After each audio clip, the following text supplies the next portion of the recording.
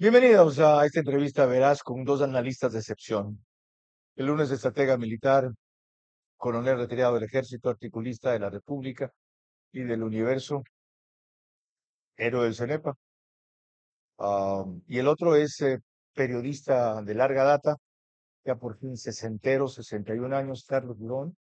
Lo recuerdo cuando leía sus artículos en Vistazo, sin imaginarme jamás que sería jefe mío por dos ocasiones en televisión, en Ecuavisa, de quien he aprendido las mejores lecciones en esta profesión. Y los he convocado para, partiendo de la coyuntura, analizar la estructura.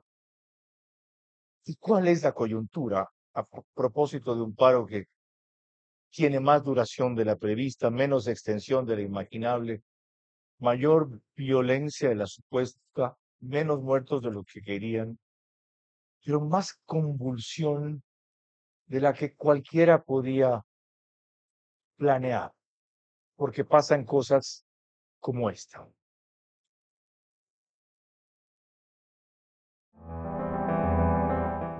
Los 13 militares que permanecían secuestrados desde el domingo por comuneros de Cotacachi en Imbabura fueron liberados esta madrugada y trasladados a la 4ª División Amazonas en Atuntaqui en dos grupos. El primero a las 2 de la mañana, con los 4 soldados que permanecían desde lunes en las instalaciones de la policía de Cotacachi. El segundo a las 3 de la mañana, de 13 uniformados que durante 2 días estuvieron entre las comunidades La Calera, San Pedro y Cuicocha.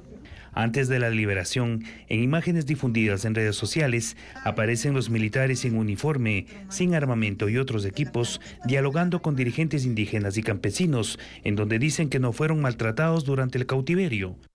Gracias por los alimentos, un techo donde pasar la noche. Los comuneros instalaron una audiencia de justicia indígena para exigir a los uniformados disculpas públicas por ingresar a su territorio. Ustedes se comprometen a no levantar ninguna medida legal contra alguno de los dirigentes.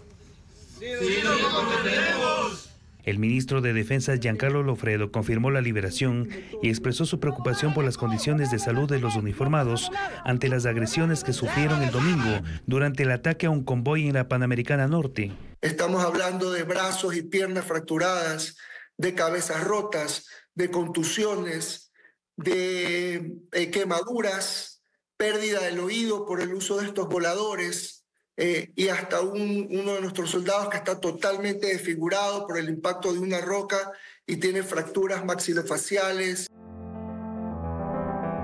Esa noticia de Coavisa recoge que se ha repetido y se ha agravado lo del 2019, octubre, lo del 2022, junio. Es decir, no hemos aprendido nada y lo que es peor, los roles se han invertido. Ahora los soldados se cuadran ante un dirigente indígena. O los secuestradores no son los vacunadores, sino otra vez algunas comunidades, a cuenta de que dicen, les llamaron terroristas a todo. Bueno, a quienes los han llamado así, o si les molesta que llamen así a quienes lo son, júzguenlos pues, enjuícienlos, acúsenlos. No los procesen según el país que ellos creen tener, que en este caso es su cantón, y las atribuciones que dicen que les da la Constitución. ¿Cómo llegamos a esto, coronel? Bienvenido.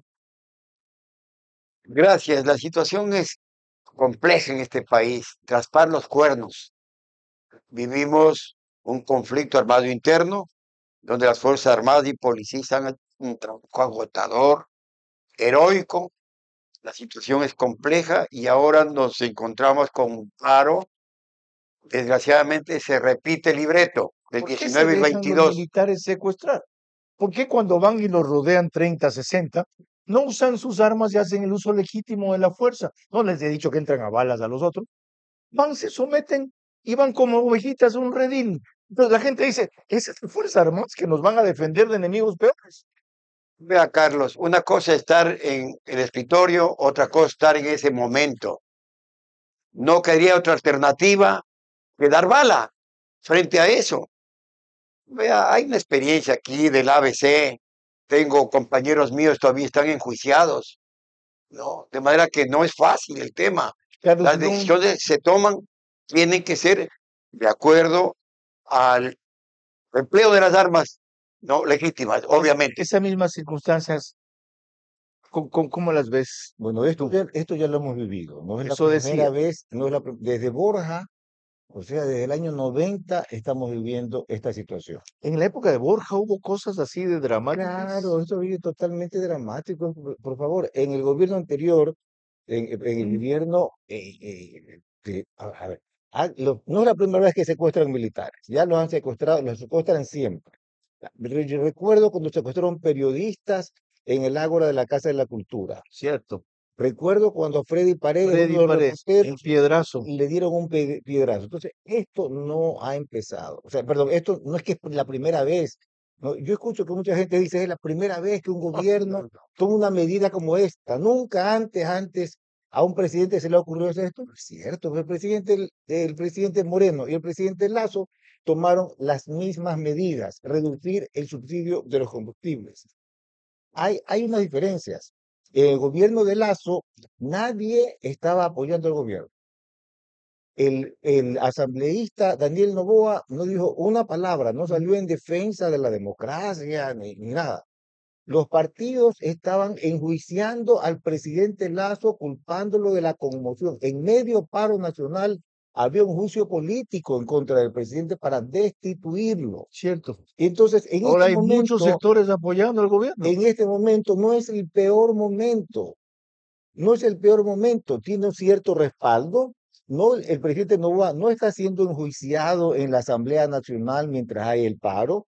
Los militares secuestrados, por favor, en el paro anterior mataron militares, ¿Qué están haciendo mal entonces que no logran revertir esto? Cuando prosigamos, sea la pregunta que nos vayan a responder.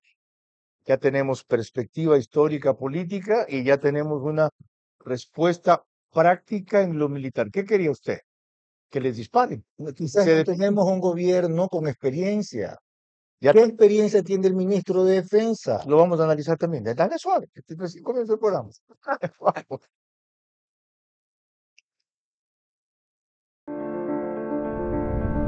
Hago periodismo político desde 1975 y de opinión desde 1978.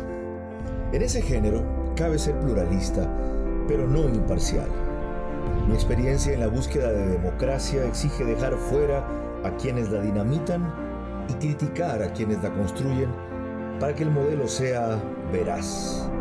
Respondo aquí por lo que opino. Mis invitados por lo que expresan. Nada de eso compromete o representa a este medio. Una entrevista veraz es la mejor forma de conocer la verdad. A eso los invito. Ahora. Este espacio veraz llega a... Estamos también en Extreme, que es canal 15 de Vito TV o si prefieren 709 en caso de alta definición. Para DirecTV el canal es 194. Corresponde a Manavisión. Señal abierta de Manavisión es solo en Manaví a través de Canal 9. Adicionalmente, Macro Digital nos pone en los Estados Unidos. Tiene una gran cantidad de suscriptores ecuatorianos, 10,000, 12,000 hogares se unen los sábados. En las cableras que mencioné antes, 30,000. En España, por Hispasat también nos ven en Macro Digital y en el Ecuador en varias provincias como Galápagos, Loja, Santa Elena, Santo Domingo, Los Táchilas, Pichincha. En radio, las dos de mayor alcance nacional. Caravana, 750 AM. Diblu, 88.9 FM. Como Diblu no sale todavía en Imbabura, ya nos reproduce Alborada, que es 90.3 FM. Y el reprise únicamente lo hace Extrema, 92.5 FM. Decía Coronel que si las Fuerzas Armadas reaccionaban como se esperaba, con el uso legítimo de la fuerza, entonces se armaba una masacre.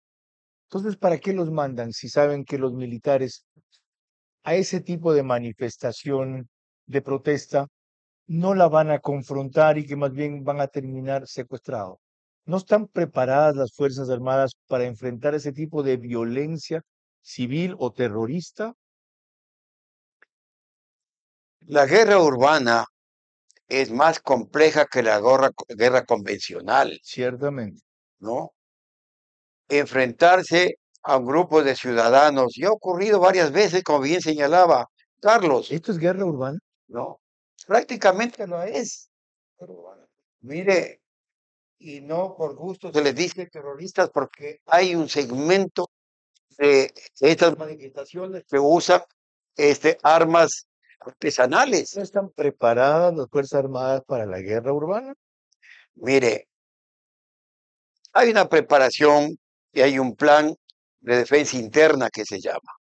Pero para eso también hay que tener no solamente armamento que no letal, que permita, se ha visto en manifestaciones, tanques con agua a presión, a colores, para incluso capturarle. Todavía para ese tipo de confrontación. Estamos viendo que no están, pues. Qué terrible vaina, ¿ok? Desgraciadamente, esa es la verdad. Y la cooperación internacional Porque que dicen que viene, y los Estados Unidos y los equipos de Israel, Francia y toda esta cuestión. Desgraciadamente es parte de teoría, pues. Es parte de reuniones, falta fotografías. Gracias por el baño de realidad, porque para eso estamos. Carlos, tú decías, esto es guerra urbana. Sí, claro, pero aquí hay un problema grave de improvisación. Tenemos un comandante del ejército es otra cosa también. Tenemos unos planes para poder conducir la situación que ha sido cambiado hace 3 semanas. El comandante del ejército debía durar 2 años. Se ha improvisado a otro en plena. ¿Y por qué lo cambiaron? En plena, no sabemos exactamente por qué lo cambiaron. Porque el comandante del ejército demanda 3 años a los soldados diciéndoles que las Fuerzas Armadas se deben al pueblo. Pero porque no, las Fuerzas Armadas se deben a la Constitución. No, es una cosa política. Las Fuerzas Armadas se deben al pueblo, vaya a la asamblea, si quiere. Déjame hablar. Pero es que, a ver, tú me preguntas, permítame hablar. Carlos, permítame hablar. ¿Te parece bien que un general diga eso? Lo cambian. Y luego lo vuelven a cambiar. Después de 3 semanas, pone otro. Pero yo estoy capacitado para eso. O sea, cambia. Si usted cambia. A ver, tenemos un ministro de Defensa que no tiene ninguna experiencia. ¿Cierto? Tenemos una ministra de Gobierno que no tiene ninguna experiencia. Más cierto. Tenemos un presidente de la República que no tiene ninguna experiencia en esto. Ok. Y entonces, en medio de esto, cambian a los mandos. Ahí dijo usted una gran verdad. Esta gente no recurre a la gente que tiene experiencia. Entonces, resulta que en una situación muy grave, y es muy grave porque ya lo hemos vivido, ya sabemos la gravedad. Claro, ¿y cómo le hicieron los que tienen experiencia? ¿Cómo les fue a los que tienen experiencia? A esta altura habían más muertos que ahora. Por lo mismo, porque ya sabemos lo que... El presidente no lo están manejando mejor entonces que eso. Lo están manejando peor. La semana pasada, el día domingo, lo hemos enterado el lunes, que el presidente de la República encabezaba un convoy. Ajá. Un convoy. Permítame mostrar él iba en el convoy, es 2 embajadores. Eso es una provocación. El año, en el pasado paro, atacaron el convoy, mataron militares. Vamos a eso. Entonces uno se puede imaginar qué nivel de improvisación tenemos en un gobierno. Ya vamos a ver el presidente de la República se expone de esa manera. Okay, vamos a eso. Porque justo del convoy que menciona Carlos Vigón es el siguiente video.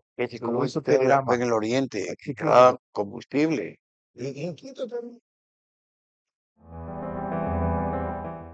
Un convoy humanitario liderado por el presidente de la República, Daniel Noboa, fue violentamente intervenido mientras ingresaba a la provincia de Imbabura. Sucede en el marco del paro nacional convocado por la CONAIE, así lo indicó la vocera del gobierno, Carolina Jaramillo. El mandatario ecuatoriano se encontraba acompañado por altos funcionarios del bloque de seguridad, así como representantes diplomáticos y de organismos internacionales. Fueron agredidos con bombas molotov, piedras, voladores y obstáculos en la vía para impedir que la ayuda llegue a la población de Imbabura. A través de un video, la vocera del gobierno denunció el ataque del convoy. Es asaltado por un grupo de supuestos manifestantes que superan enormemente al grupo de militares que custodiaba el convoy.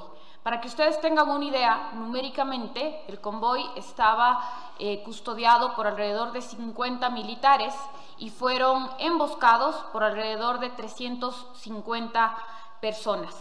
Entonces, como ustedes aprecian aquí, el ataque se da de manera inesperada, por supuesto, y lo que hacen los militares es intentar repeler el ataque. Comandante en jefe de las Fuerzas Armadas, que no existe esa figura exactamente.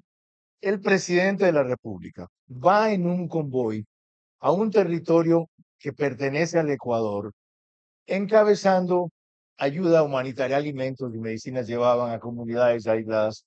¿Eso es militarmente contraindicado? ¿Eso es una barbaridad? En primer lugar, lo que señalaba Carlos del cambio de mando, dicen caballería que no hay que cambiar el caballo en medio del río. Esta es una situación ya compleja, con conflicto armado interno. Viene esta situación que es igual de compleja. Se puede cambiar por un comandante para improvisarse en una situación tan difícil, por un lado, ¿verdad? Normalmente el presidente de la República tiene que estar en su puesto de mando, que es Carondelet, O sea, militarmente, informándose. estratégicamente, en esto es un error. Es un error. El comandante vaya a primera fila de la... No puede ir el comandante a primera fila. ¿Hay justificación política, Carlos, por lo que di? Pregunto yo, ¿hay un director de inteligencia? Hay dos. Nadie se dio cuenta, nadie le advirtió al presidente, o sea, nadie supo, no hay inteligencia en este país que le diga, presidente, ¿van a atacar el convoy? Ellos lo sabían, fueron deliberadamente. Ellos Ellos sabían que los iban a bloquear, que tenían una capacidad superior. Entonces, ¿este fue un show? No, supusieron que por la presencia disuasiva se retirarían de allí y que menos no le dispararían a los vehículos. En el paro anterior, atacaron el convoy, mataron militares. O sea, estamos en una situación de guerra. Sí, profundizando, esto fue un show entonces. O sea, si tú me dices que la inteligencia le había advertido al presidente, no dije que lo advertido, que sabía, la inteligencia sabía eso. Absolutamente. Entonces, si sabía, tenía que advertir al presidente. ¿Y para qué está haciendo un show? No lo sé. A ver, yo suponía que inteligencia no sabía. Yo sabía. ¿En serio? Obvio, pues, pero ¿cómo el presidente de la República se puede exponer a ser asesinado? Porque va en un vehículo blindado. Por favor, ya mataron a 3 militares en la movilización. ¿Por qué? Porque prefiero morir a retroceder. Está demostrando no, por favor, esto pone el presidente de la República, pues un hombre maduro, ¿no? Un hombre de 36 años, 37 años, no es un hombre maduro. Es un hombre maduro. El ministro de Defensa no le dijo, presidente, no le aconsejamos que vaya. Quienes se opusieron no fueron oídos. Dijo, yo voy. Esto es el Ecuador, a mí no me van a intimidar. A ver, aquí tenemos, usted plantea algo como eso, ¿cuáles son las soluciones? Ya vamos a eso. No, terminemos de alentar más. Usted mencionaba que atacaron el convoy. Es lo que dijeron algunos embajadores después de este ataque, para entender por qué acompañaban al convoy, que es una cosa absolutamente inusual, que creo yo que en esto sí no tiene precedentes.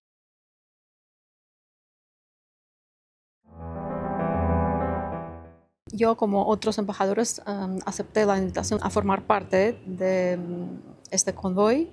Entendemos que es un esfuerzo que está haciendo el gobierno nacional para abastecer a la provincia de Imbabura con todo lo necesario. Recibimos algunos golpes de piedras contra el auto. Hemos visto que ha habido bloqueos, hemos visto troncos de los árboles. Nosotros consideramos que todo el mundo tiene derecho a manifestar, pero pacíficamente. Y rechazamos todo tipo de violencia. Lamentamos el hecho de que varios militares han sido heridos y secuestrados. Fue complicado, más o menos 6 horas y media para cubrir 120 kilómetros.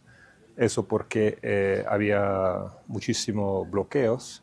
Es muy preocupante, hay mucho maltrato, hay mucho vandalismo y pensamos en toda la persona sencilla que sufren por eso, que sufren la consecuencia por eso, porque no pueden ir a trabajar, no pueden llevar su negocio adelante. Nosotros como embajadores pensamos que las protestas son siempre legítimas, pero tienen que ser en el marco de la ley y sin violencia.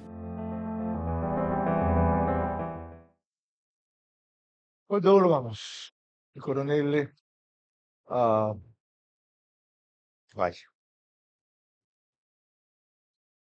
Se me olvidó su nombre. Alberto Molina.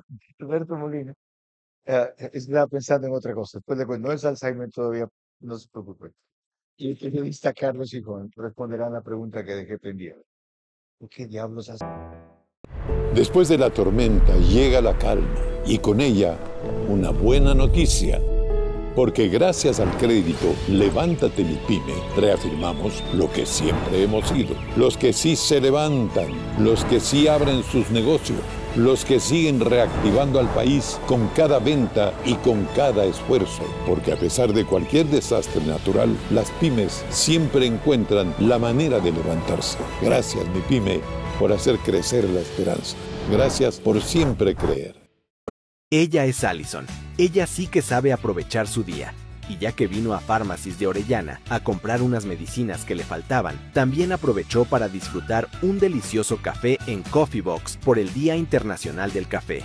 ¿Qué? ¿No sabías que hay un coffee spot aquí? Sí, así que sé como Allison. Y ven a Pharmacies Orellana y aprovecha tu día, que para celebrar con un cafecito, ahí está Pharmacies.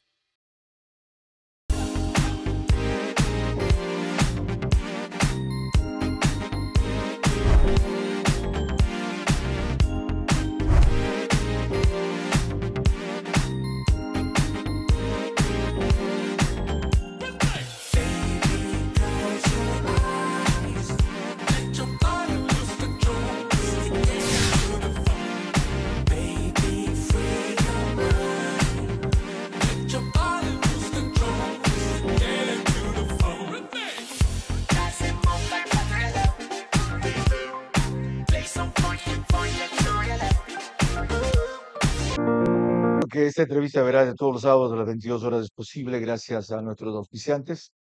Banco Pacífico, Pharmacies, Marathon Sports, Ban Ecuador y el Bankers Club, desde cuyo piso 33 hacemos el programa, no puedo decir emitimos, transmitimos, grabamos realmente el programa. Quedó latente una pregunta porque estábamos analizando la decisión de Noboa de ir en el convoy.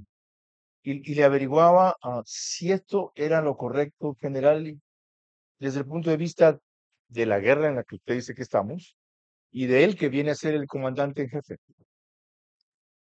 Bueno, la figura del comandante en jefe no existe. Ya, la Constitución es la autoridad máxima. Okay. Pero bueno, normalmente un comandante que dirige, ordena, manda las operaciones, por eso está jerarquizado. Todo está jerarquizado. Desde los tiempos inmemoriales, quienes van adelante. Y lo hace porque no confía entonces en los subalternos. Cuando haces un comandante. Y todo esto hay que siempre pensar en una situación compleja que vivimos, que puede pasar algo inopinado, ¿no? Y después lamentamos un presidente secuestrado, asesinado, ¿no? Algo que tal vez podría haber sido peor que los balazos, es decir, que lancen cócteles molotov a los vehículos, se encienden, se calienten los vehículos y tengan que salir de los vehículos. Entonces, mire, que no ocurrió. Hay que ser prudentes en esas circunstancias. Es cuando menos una imprudencia. Por lo menos, como usted dice. Yo creo que es necesario que escuche, ¿no? Un jefe, un comandante, por más valentía que tenga, por más audacia que tenga. Un joven es impetuoso. Siempre es necesario decir, mira, esta cuestión es compleja, difícil, puede llegar un momento en que es imposible, Carlos, no defenderlo. Tú decías que era un show. Hablabas además de que si es maduro un joven de 36 años, tú decías, no es maduro, evidentemente. ¿Cuál es la motivación política para hacerlo? ¿Está queriendo darle un mensaje al país, yo me inmolo con usted, pero no me rindo? ¿O es una presencia disuasiva con los indígenas? Yo insisto en que aquí no ha habido inteligencia, que aquí el presidente no ha dispuesto de los informes suficientes que le digan esto es algo peligroso. Si es que el presidente sabía el peligro que estaba corriendo, no solo él, sino el país, porque si al presidente de la República llegaba a pasarle algo, esto iba a ser un caos. O sea, aquí no depende de, no solamente él el que esté fuera. ¿Y por qué lo acompañan Este diplomáticos? país, ¿Por qué embarcan esto a no diplomáticos? lo sé por qué lo embarcan. ¿Qué razón No, puede no, haber, no, Carlos? no lo sé. Pero De cuando tú me mostrarles, decías miren, vengan a ver lo que que no está había pasando. precedente a que un presidente haga esto, te digo, sí, un presidente, sea un precedente. Cuando el presidente Correa, en plena sublevación policial, va a meterse al regimiento Quito, Cierto. a desafiar a los policías Máteme. y a pedirle que lo maten, dice, bueno, esto es algo parecido a lo que ha ocurrido el día domingo, que el presidente Y de la también le República advirtieron esa vez que no vaya. encabeza un convoy. Y aquí hay una serie de cosas que a mí me llaman mucho la atención. ¿Por qué no supimos el domingo que el presidente estaba en el convoy? Ujú. No nos dijeron el día lunes, 24 horas después. El pueblo, la nación no sabía lo que estaba ocurriendo. No lo sé. O sea, posiblemente los manifestantes tampoco sabían que él iba ahí entonces. Probablemente no sabían. Ok. Probablemente no sabían. Quizás hubieran sabido, imagínense ustedes lo que hubiera ocurrido si sabían que el presidente iba ahí No eran 300, sino 2000 los que estaban y allí. el nivel de furia y el nivel de armamentos que podían haber empleado. Ok. Vamos a proseguir con lo que Carlos hace un rato insinuaba que queremos tratar ciertamente. ¿Cuáles son las salidas? Antes de eso, permítame recordarles que algunos periodistas, cuando fue Marlon Vargas al Congreso, a la Asamblea, a una comisión a declarar, y el suspiro se debe a que en un paro anterior estaban atrincherados en la Casa de la Cultura. Ahora dan conferencias de prensa, incitan al delito, son delincuentes, dan conferencias de prensa, no los cogen presos. Van a una comisión de la Asamblea, la que controlan los correístas, a exponer lo víctima que resultan en esta cuestión. Y lo abordan antes de entrar al helicóptero una periodista junto con Enrique Alcibar y le dicen esto.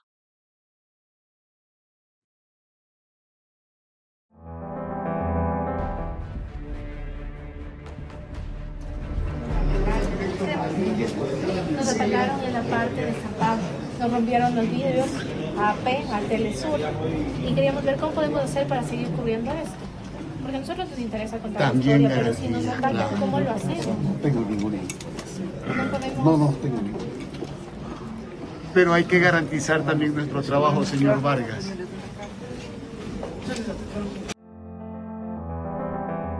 Enrique Alcibar el que preguntaba, el famoso datero que comenzó en el aeropuerto de Guayaquil hace 30 años. Le mataron al hijo. ¿Se ¿Al hijo acuerda? Enrique Alcibar? Claro. No me acordaba yo. Lo mataron y él Ok. reclamaba, Siguiente pobrecito. parte del programa. ¿Cómo salimos de esto? Tanto en la coyuntura como en la estructura.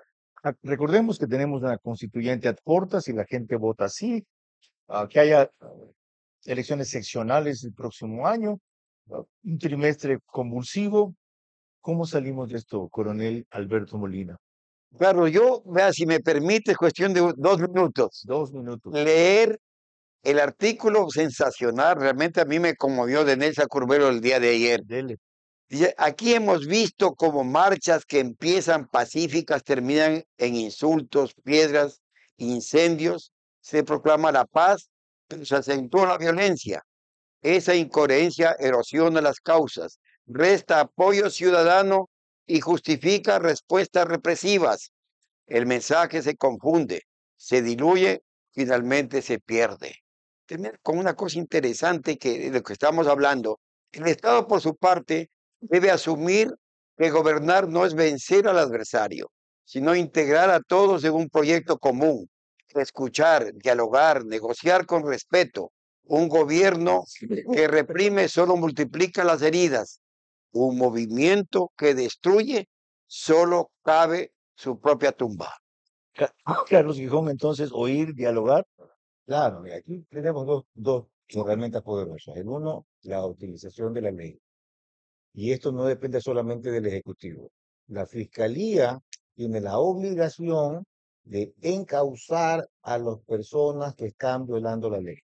Y entonces, aquellas personas que están cerrando carreteras o dirigiendo cierre de carreteras, la protesta es legítima, pero es legítima dentro de la ley. Y la ley tiene que cumplirse. Y si hay algo que los gobiernos anteriores no hicieron fue este tema de perdonar a las personas que cometieron actos vandálicos. Yo creo que no depende del presidente de la República, pero la función judicial y la fiscalía tienen que cumplir su papel. Eso, la una parte. Y la otra parte es la negociación. Hay que negociar. ¿Con quién? Con la CONAIE. El gobierno tiene que negociar con la CONAIE. Ok. A ver, perdóname. La CONAIE debe ser la organización más democrática que existe en el Ecuador. Cada 2 años cambian de dirigentes, cambian de líderes y lo cambian por elección popular. Y supiste, y representan una parte importantísima de la historia. Entonces, hay que sentarse a negociar con la CONAIE. Sentarse a negociar no significa ceder. Estamos viendo que el presidente Putin está negociando con Zelensky, se sientan, le hacen una propuesta y Zelensky dice no. Zelensky dice no, y Putin presenta su propuesta y el otro le dice no, hay que sentarse a negociar, hay que abrir el espacio. A mí me parece que la CONAIE ha dado o está dando una salida. La CONAIE ha ampliado sus puntos de exigencia. Tiene 10 puntos. Y dentro de los 10 puntos hay 8 que son fáciles de cumplir. Ese ya los analizamos. Conste que en la parte que más discrepo es donde menos debe interrumpir. Porque ciertamente los he invitado para conocer su posición, no la mía. Es difícil negociar con los indígenas. ¿Por? Porque las propuestas las anteponen sabiendo que no se va a cumplir y continúa el movimiento, el paro. ¿Y por qué saben que no se va a cumplir? Porque es imposible cumplirlo. Pues dice, es que dice, a ver, deroguen el decreto 126. No convoque a la consulta. Claro. Pero Dos, te ponen, dentro, claro, pero te ponen 10 puntos y dentro de 10 puntos 8 pueden cumplir. Y entonces te reúnes, conversas, vas avanzando. Primer punto, aprobado. Estamos de acuerdo, sí. Segundo punto, sí. Tercer punto, en estos 2 yo no voy a ceder. Y entonces le das una salida a la CONAIE. Planteamos 10 puntos y los 10 puntos hemos vencido en 8. Ya. Y los otros también ganaron porque te pusieron el paro. Ok, enseguida volvemos a analizar si eso. Ok, enseguida volvemos para analizar esa posibilidad. ¿Le tocó a usted su experiencia? tanto en la sierra como en el oriente. ¿Y cuál fue su experiencia? Es complicado, chicas, hay que tener una paciencia de Job para negociar, porque vamos a volver desarrollando las dos propuestas. Hay que respetar al enemigo.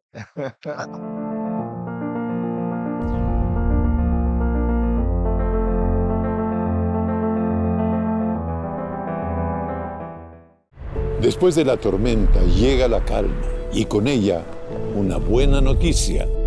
Porque gracias al crédito Levántate mi pyme, reafirmamos lo que siempre hemos sido. Los que sí se levantan, los que sí abren sus negocios, los que siguen reactivando al país con cada venta y con cada esfuerzo. Porque a pesar de cualquier desastre natural, las pymes siempre encuentran la manera de levantarse. Gracias, mi pyme, por hacer crecer la esperanza.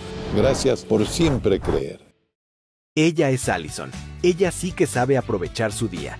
Y ya que vino a Pharmacies de Orellana a comprar unas medicinas que le faltaban, también aprovechó para disfrutar un delicioso café en Coffee Box por el Día Internacional del Café. ¿Qué? ¿No sabías que hay un coffee spot aquí? Sí, así que sé como Allison. Y ven a Pharmacies Orellana y aprovecha tu día, que para celebrar con un cafecito, ahí está Pharmacies. Que la CONAIE es una de las organizaciones más democráticas porque tiene elecciones cada 2 años. 617 personas votaron por Vargas, apoyados por el gobierno para que no gane Isa. 7% dicen los indígenas que son, ni 5% tuvo Isa en elecciones. De las más democráticas, Vargas viene de la Amazonía. ¿La Amazonía ha plegado al paro? No. Lo han hecho en Imbabura, porque hacia allá hizo Noboa que se desplazaran al ir hacia Cotopaxi, que se creía que podía ser el foco de la violencia.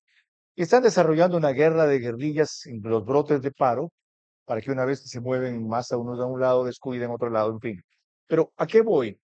Fernando Carrión dijo en Ver a su manera esta semana que estamos frente a un fenómeno mucho peor, lo que él llama un fog internacional del crimen organizado, y cree que atrás de esto, a veces en conjunto con esto según otros, está una fuerza superior a la que vemos, que los financia aunque no aparece. El crimen organizado, la narcoguerrilla y en el caso específico de Imbabura, la minería ilegal. ¿Ustedes han visto a los indígenas reclamando por la depredación de su medio ambiente, la minería ilegal? No. ¿Ustedes han visto a las organizaciones indígenas rechazando los atentados terroristas, solo limitándose a decir que no son ellos, solidarizándose con lo que le han hecho a los militares, como en cambio otros sí hemos protestado por esa pateadura brutal a un tipo indefenso, y las Fuerzas Armadas se niegan a identificar cuáles son los pocos que desembarcaron ahí, y dan un argumento: esto desmoraliza a la tropa. Si en este rato decimos que vamos a sancionar a los 4 que lo hicieron o a los 6 que lo hicieron, desmoraliza a la tropa. No comparto eso, que me parece una equivocación terrible. De acuerdo. Pero vamos a lo que dice Fernando Carrión, porque eso identifica al verdadero enemigo. Y no sé si lo alcanzaron a escuchar. Antes de ir al corte comercial, Carlos Gijón, citando los ejemplos de cómo enemigos negocian, ¿ya? Y habló de Putin y Zelensky. Dijo, hay que respetar al enemigo. ¿A cuál enemigo si se va a negociar? Recuerden lo que dijo Fernando Carrión.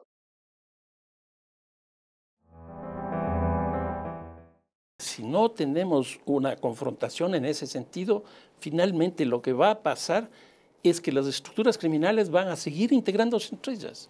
Yo sostengo que este rato lo que existe es una red global del crimen.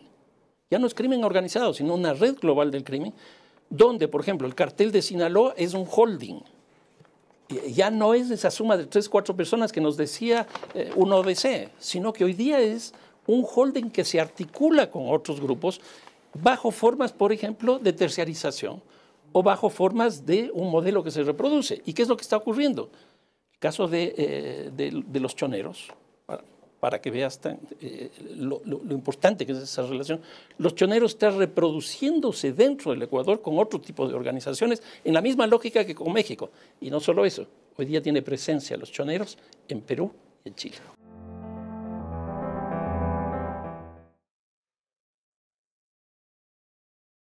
¿Con quién estamos negociando entonces a sentarse a negociar con Vargas de la Con la CONAIE? CONAIE. Estamos negociando con la CONAIE, una organización política que nace en la década de los 90, que ha permanecido, que tiene un brazo político que es Pachacuti, que elige asambleístas, que ha tenido candidatos presidenciales y que cada 2 años elige de manera democrática a sus líderes. O sea, no estamos, si uno compara con partidos caudillistas, donde hay un líder que durante 50 años ha escogido personalmente a candidatos asambleístas y que sigue siendo el líder del partido después de 50 años, no estamos negociando.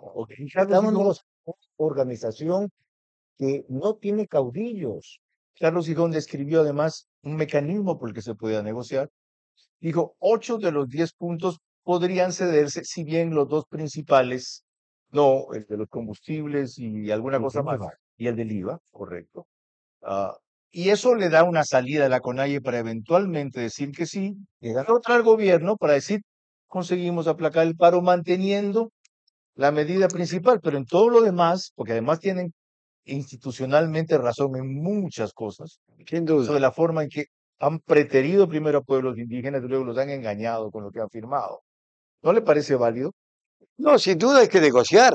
Esa es una parte fundamental. No se puede. No. Que ponen puntos imposibles para luego mire, reclamar porque no los cumplen. No le dije que no se puede, sino que es complejo, difícil, le dije yo.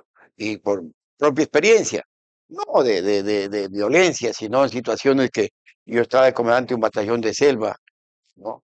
En Taiza, íbamos a hacer un tambo, ya conversábamos con toda la población, qué es lo que vamos a hacer y para qué vamos a hacer. Cuéntales qué es un tambo a los que estamos en la costa. Es un lugar de descanso, ¿no? En un trayecto. Ajá. Y vinieron 3, 4 veces que para qué van a construir el tambo, pero si a ustedes les favorece, vamos a poner un tambero ahí para que crucen el río gratis. Oiga, me costó como unas 5 reuniones y no se convencían. Ok. Ahora, pero déjeme decir una cosa. En muchísimo estoy de acuerdo con Carlos de la CONAIE. Pues les recuerdo que este señor, un caudillo, ¿no? Isa, acuérdense, el Congreso, creo que quinto, se aprobó que la siguiente presidenta debe ser una mujer. Y ahí hizo muchas cosas y se eligió él y pretendía reelegirse nuevamente. No, sí, pero Y ya no es parte de la CONAIE. pero hay gente que le sigue, aquí está el segundo a bordo, que es parte, digamos, del equipo de este señor, de manera que la situación cada vez se completa. Entonces, salidas para el paro pueden haber, son complejas, no imposibles, como yo decía, o difíciles, según Alberto Molina. Pasemos de esa fase. Les recuerdo algo que nos dijo Carlos en un anterior programa de Ver a su manera, cuando le averiguaba yo sobre el rol que puede tener el apoyo diplomático militar en seguridad aquí de Trump como un elemento a quien eventualmente acudir en el soporte estratégico a la Fuerza Armada o del problema de la inseguridad que tiene otro trasfondo en lo que hace un rato reseñaba yo. Y esto porque te acaba de mandar una boya de salvataje Trump a la Argentina, $20,000 millones le ha prestado. Así me respondió Carlos en ese programa. El presidente Trump ha dicho que ha pedido que se quite al Ecuador de la lista de prioridades para deportación de sus migrantes. Ha hablado de comercio, ha hablado de la posibilidad de un tratado de libre comercio con los Estados Unidos. Esto es algo que el presidente Noboa ha dicho en las últimas horas. Nos ha quitado de la lista de excluidos de ayuda. Y entonces, y además la cercanía con el gobierno de los Estados Unidos en este momento en que la seguridad es uno de los problemas más importantes, pareciera que es algo a favor del presidente Noboa. Me parece que esto que ha demostrado, su capacidad de tener relación con el gobierno de Trump, que no todo el mundo la tiene, y de tener unos preacuerdos con el gobierno de Trump, me parece que es un hecho electoral positivo. Esto fue hace pocos meses. Puede ser la relación diplomática con Estados Unidos una boya de salvación aquí. Y lo digo porque me acuerdo que cuando Lucio Gutiérrez estaba en problemas, el embajador de Estados Unidos, el embajador de Estados Unidos entonces, fue una boya de salvación. A ver, tenemos unos acuerdos con los Estados Unidos, unos acuerdos militares, en que permite a los Estados Unidos, a fuerzas de los Estados Unidos, ingresar al Ecuador si es que la democracia del Ecuador está amenazada.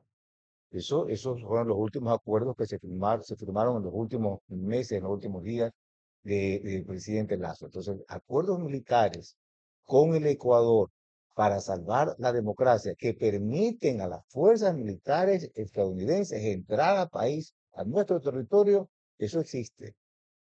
¿Hemos llegado a ese momento?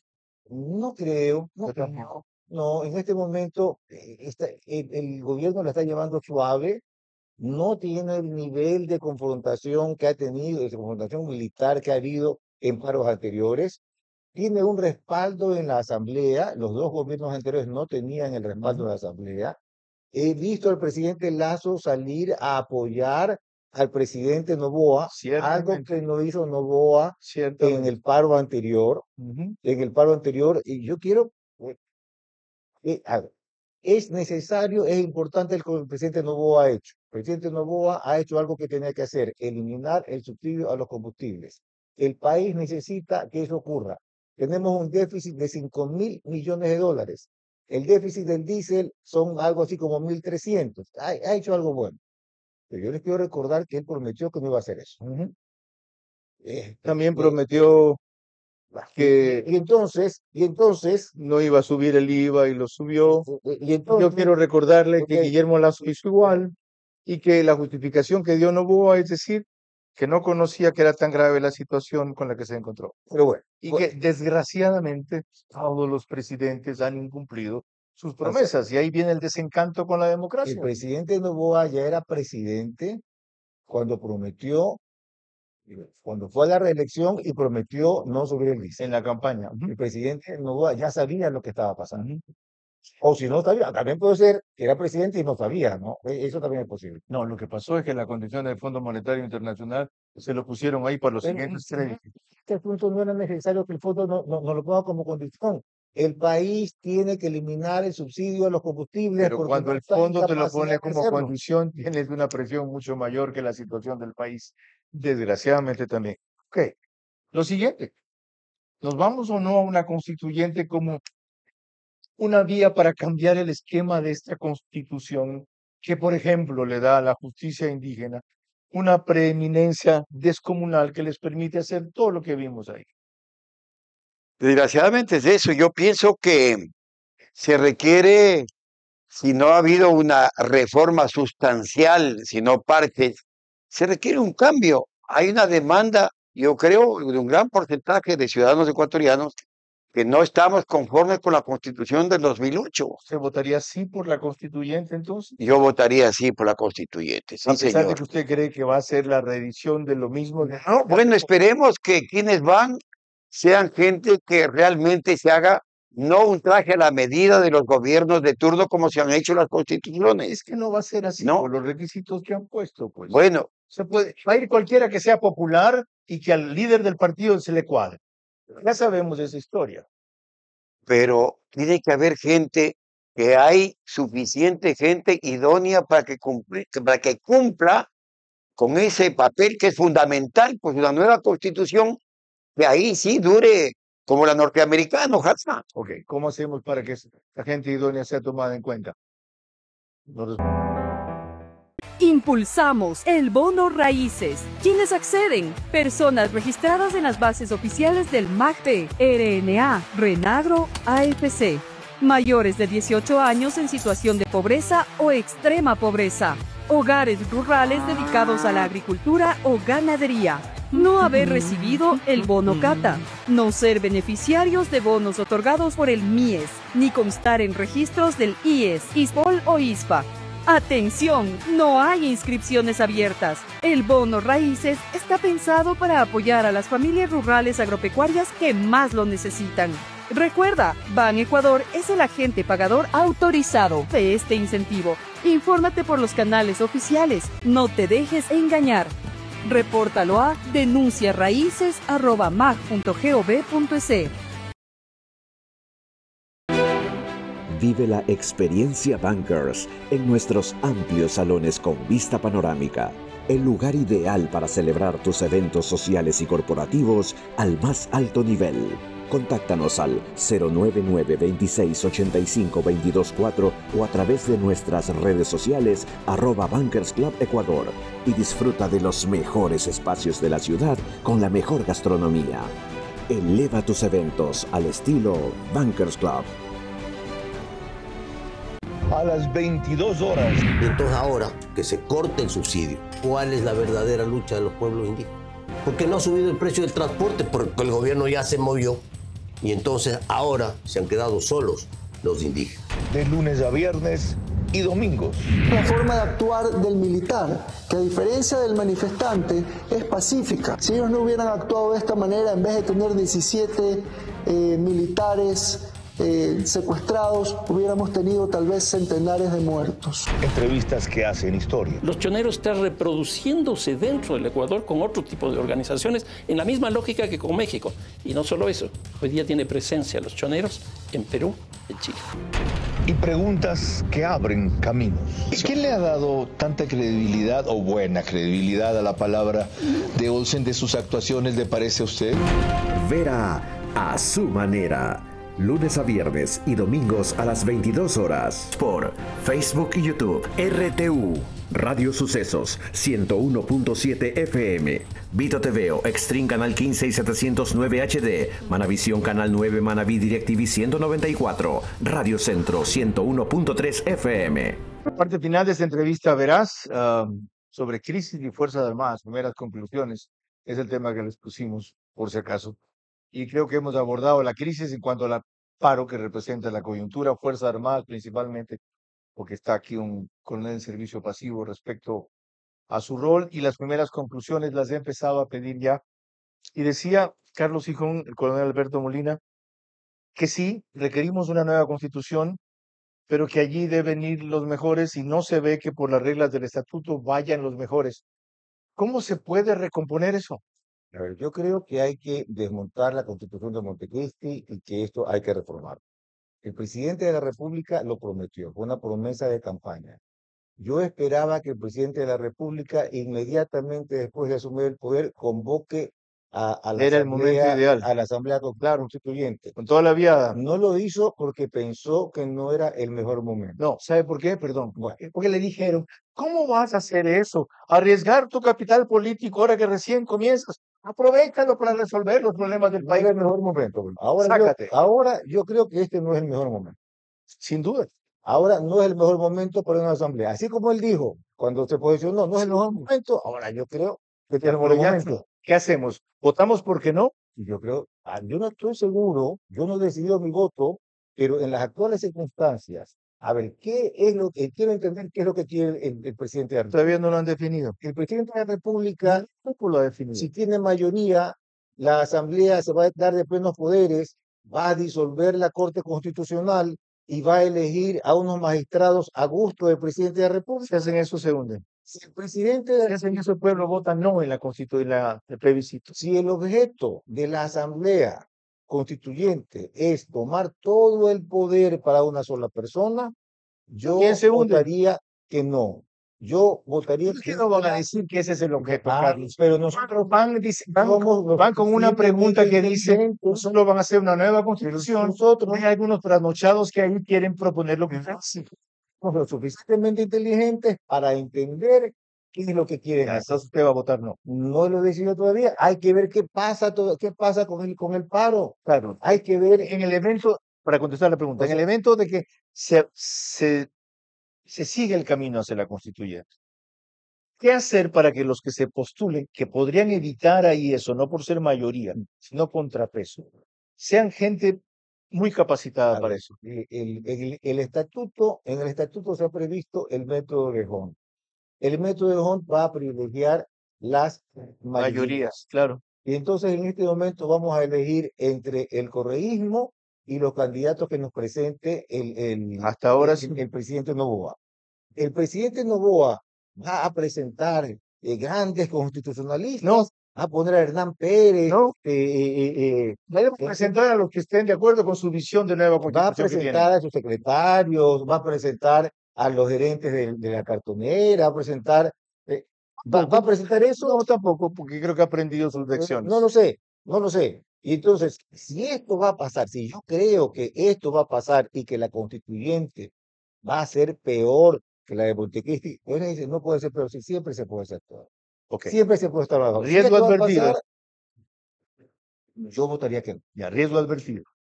¿Cómo evitamos ese peligro que ciertamente está latente que hace Carlos? Dijo, yo no puedo desconocer que ese riesgo existe, que esto puede salir peor que el otro. Pero le digo, en ese evento, el plebiscito es la última opción, pues sí, ¿saben qué? No, ustedes la arruinaron más.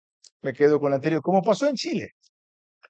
Ojalá que fuese así, pero no sé si se respete, no recuerdo exactamente, pero Carlos nos puede dar luces. La Corte estableció que no es de plenos poderes. Así es, y la pregunta dice que solo es para la nueva. Así no, es. Y que solamente tienen que elaborar una constitución. ¿Se respetará eso?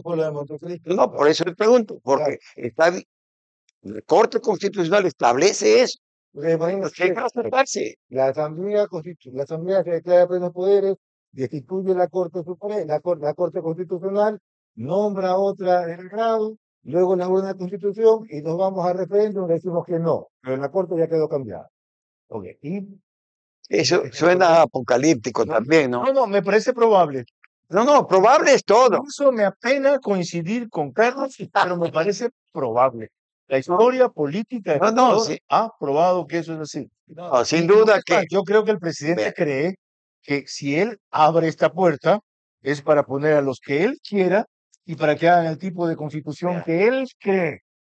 Carlos, híjole, desde la colonia, y seguimos repitiendo de otra forma, las leyes se acatan pero no se cumplen. ¿No? Wow. Desgraciadamente sucede eso, pero... ¿No tenemos remedio como país entonces? Sí tenemos remedio. ¿Están fatalistas ustedes? No, el país ha progresado enormemente. Tu remedio es que como ese peligro existe, nos quedemos con esta constitución. Es que puede ser peor, pues, hijo de... O sea, no queremos... El remedio. No queremos otro Correa. Yo creo que ese es un principio. No queremos otro Correa. Sin duda. Si este va a ser otro Correa, no queremos. No, eso no va a ser. Hay quienes lo aseguran, inclusive. No me cae. No, yo sí lo sé. No te lo puedo asegurar que es otra cosa. No va a ser. Ok. Algo más que añadir para que no digan que no los dejamos hablar. Coronel. No, el tema que yo señalaba que es una decisión desde mi punto de vista que se haya trasladado el puesto de mando, militarmente hablando, el presidente de la Tacunga. Es un joven impetuoso, sin duda, ¿no? Pero fue a la boca del lobo, porque ahí está Isa. Sí, bueno, aquí no le tengo miedo, quizás es lo que yo pienso. Y siempre Quito ha sido es decir, el bastión principal. No solamente el bastión, sino cumplir con un objetivo que nos tomamos Quito. ¿No? Y esa es la capital, el poder político. ¿No? De manera que yo sí pienso que fue una buena decisión y obviamente que no tampoco está excepto de que se tomen y que haya problemas también como los dos anteriores en Quito, pero yo creo que se tomarán las prevenciones necesarias para que eso no ocurra. Algo más claro. Esa es una decisión de propaganda. Esa es una decisión de propaganda. Eso es un relato que se crea.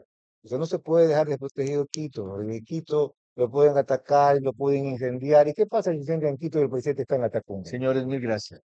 Coronel Alberto Molina, doctor Carlos Gijón. La verdad, aparte de lo periodístico, tengo una cordial relación con ellos, una fraterna amistad con Carlos Gijón, de la cual abuso con frecuencia, como habrán visto aquí. Pero es enriquecedora porque discrepo mucho con ellos, pero valoro más la necesidad de que ustedes estén al tanto de su opinión. Y aquí las han vertido con mucha serenidad y con mucha elocuencia también. Ojalá llegue en lo más útil a los oídos del gobierno, porque están haciendo las cosas bien, pero nunca muy bien y peor de lo mejor. Porque no hay tiempo de aprender en esto. Y la única forma de hacerlo es atender a la experiencia. Y si por eso vamos, el paro, aunque tiene una duración más larga de inusual, tiene menos muertos de los que querían y entonces ya es un primer buen resultado. Y el paro no es nacional, sino sectorial, pero se sigue incubando, encuajando con un costo para el país de pérdidas diarios estimado en $20 millones, que al paso que vamos supera todas las compensaciones que están entregando a los transportistas. Y porque se tomó una medida adecuada, sin la debida serenidad y agilidad, pero sobre todo publicidad a las compensaciones, aunque se las tenían listas de enseguida. Y a propósito de eso, un sector de la CONAIE recordó el engaño y la postergación de que han sido víctimas siempre, y otro sector de la mafia se aprovechó eso porque les pusieron el tinglado para hacer lo que mejor hacen, que es conspirar, echar abajo todo lo que hay, en donde ellos puedan tener más facilidades de las que ya tienen. Eso configura el escenario, pero todavía, según lo que han dicho mis dos invitados, es manejable. Descifren bien las señales. No crea, señor presidente, porque usualmente las cosas le han salido bien hasta ahora, o por lo menos como usted quería, siempre le saldrán igual. Lo dije ya en un comentario anterior, lo reitero ahora. No desdeñe la experiencia y no confunda el gran apoyo que le da el Ecuador porque está de acuerdo con la medida, porque quiere superar los golpes trabajando y no bloqueando carreteras, con una adhesión total a lo que hace. Es tiempo de procesar mejor las decisiones para que sean mejores los resultados. Hasta la... Vito TVO, Manavisión, Macro Digital Televisión, Caravana 750 AM, Tiblu 88.9 FM, Alborada 90.3 FM Imbabura, Extrema 92.5 FM en Tungurahua y Cotopaxi.